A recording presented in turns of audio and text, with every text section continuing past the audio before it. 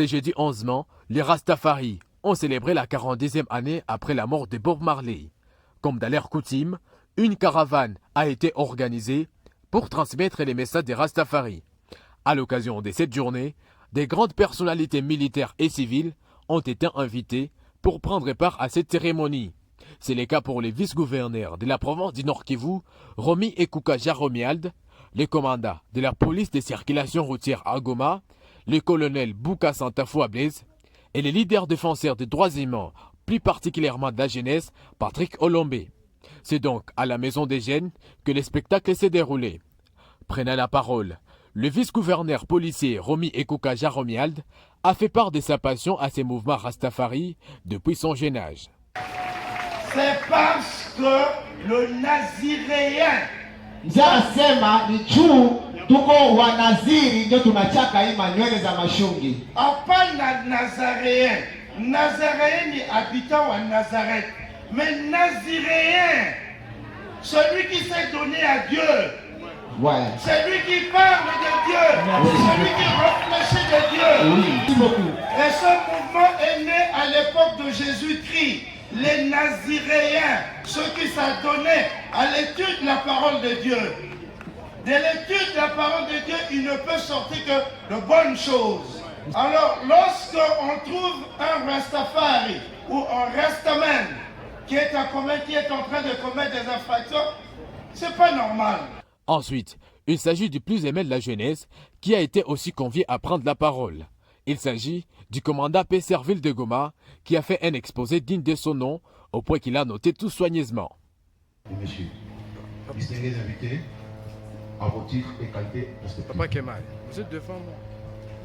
En ce jour où nous célèbre le 1e anniversaire du mouvement Rastafari, j'en profite pour lancer un message à tous les Rastas ainsi qu'à tous ceux qui nous suivent et nous suivront.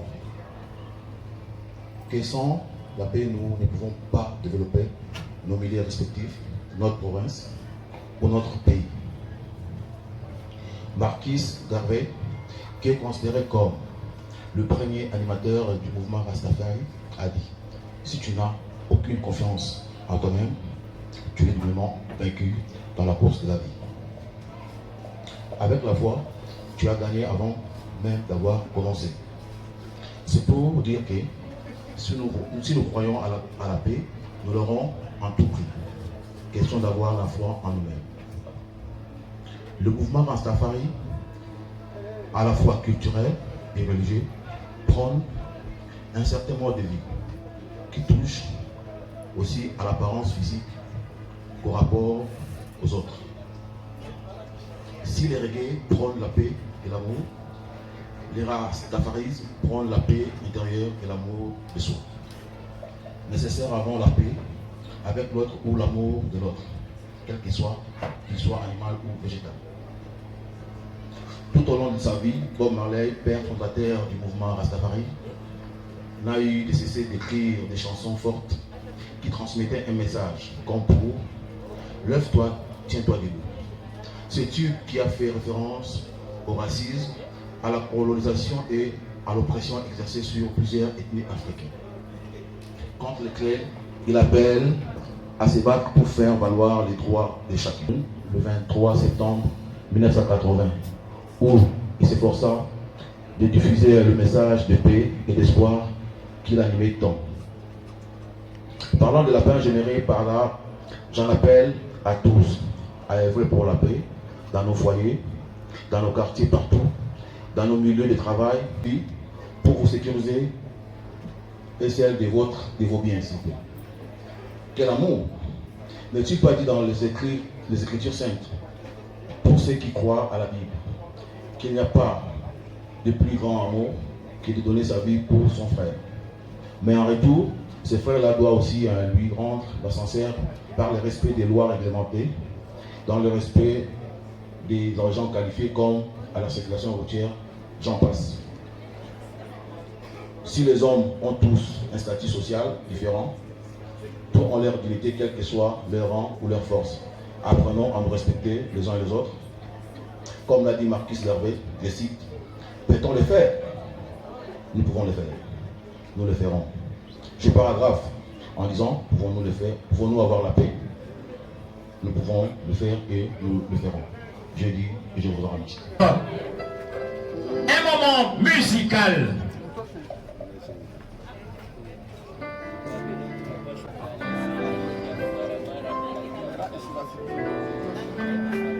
Une série d'interventions s'en est suivie puisqu'on parlait de l'implication de la jeunesse. Patrick Colombé s'est exprimé. Mimi naangalia kama tuko mfete na fete ya matemi haiko ya mzuri, fete ni kukula, kukunya, kucheza. Lakini kama vile imejulikana, mtanihurumia sana na changa ndongea Kiswahili na Fransai kidogo. Najua kama Warasta kitu ya kwanza inatukarakterize ni mapendo. Alafu munipende mimi na munikubalie kama vile mtoto mwenye kuzaliwa na kukomala ndani ya Rastafari. Yes. Invité aujourd'hui, ce n'est pas seulement parce que je suis Olombe, mais parce que je suis Rasta. Et même s'ils n'allaient pas m'inviter, vous me retrouveriez ici. J'ai juste eu la chance d'être honoré par eux. Et voilà, donc je suis là et c'est pour l'unité, l'amour et tout ce qui nous unit. Bon, vous avez entendu, je parlais de l'unité, de l'amour du pays, du patriotisme. Je parlais aussi de la force que nous avons en nous mettant ensemble dans le vivre ensemble. Parce que pour moi, c'était le sujet de vivre ensemble. Et j'adore le mouvement Rastafari. Parce que ce sont les racines qui nous unissent et qui nous tiennent solides dans les origines africaines. Non seulement africaines, mais aussi qui nous lient à des valeurs qui aiment la personne humaine. Vous savez, dans tout ce que je fais, je mets toujours la personne humaine devant. Je ne considère pas l'argent, je ne considère pas les pouvoirs, ni les appartenances tribales. Je suis quelqu'un qui vit ici comme si j'étais votre frère à vous tous. Je n'ai pas de tribu, ma religion c'est l'amour. Je suis quelqu'un d'ici et mon village c'est Goma. Notons que les Rastafari aujourd'hui sont perçus comme des personnes respectueuses grâce à la Lid.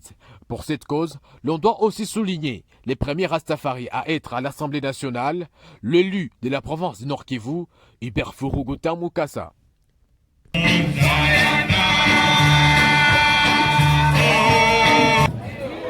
Accent.